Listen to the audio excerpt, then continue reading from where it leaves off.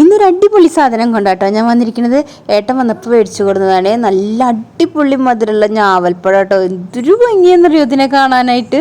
പക്ഷെ പാറുക്കുട്ടി കഴിക്കത്തില്ല. അതുകൊണ്ട് ഇത് ഞാനും ഏട്ടനും തന്നെ കഴിച്ചു തീർക്കണം കേട്ടോ. അപ്പം ഞാൻ ഒരെണ്ണം കഴിച്ചു നോക്കിയിട്ടോ. നല്ല മധുരമുണ്ട് കേട്ടോ, അതുപോലെ പുളിയുണ്ട്. അപ്പതേ ഒരാൾ എന്നെ ഹെൽപ്പ് ചെയ്തിട്ട് ഇവിടെ ഇരുന്നിട്ട്. പനിയായിട്ട് സ്കൂളിലൊന്നും തിങ്കളാഴ്ച തൊട്ട് സ്കൂളിൽ പോയിട്ടില്ല. അപ്പം ഈ ഉള്ളിക്കൊട്ട ഒതുക്കല ആളുടെ പണി.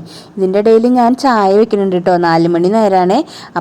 അപ്പോൾ ഈ ഞാവൽപ്പഴം മേടിച്ച് കൊടുത്തതിൻ്റെ ഒപ്പം തന്നെ ഏട്ടൻ മാതള നാരങ്ങയും കൊടുത്തിട്ടുണ്ടായിരുന്നു കേട്ടോ. അപ്പോൾ അത് ഒരെണ്ണം ഇട്ടപ്പോഴേക്കും ആ കൊട്ട ചെരിഞ്ഞ് വീഴുക കേട്ടോ. നല്ല വെയിറ്റ് ഒരെണ്ണത്തിന്.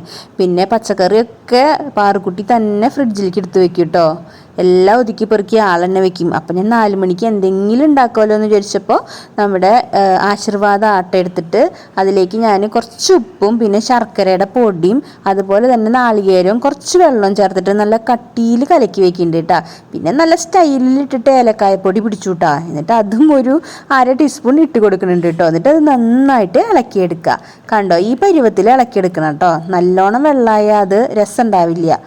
എന്നിട്ട് ഫ്രൈ പാനിൽ ഞാനത് 2 ടീസ്പൂൺ വെച്ചിട്ട്, ടീസ്പൂണല്ല ടേബിൾ സ്പൂൺ വെച്ചിട്ട് കോരി ഒഴിച്ചിട്ട് ഇതേ ദോശ പോലെ ചുട്ടെടുക്കുന്നുണ്ട് കേട്ടോ. ഇതും കട്ടൻ ചായയും നല്ല രസമാട്ടോ.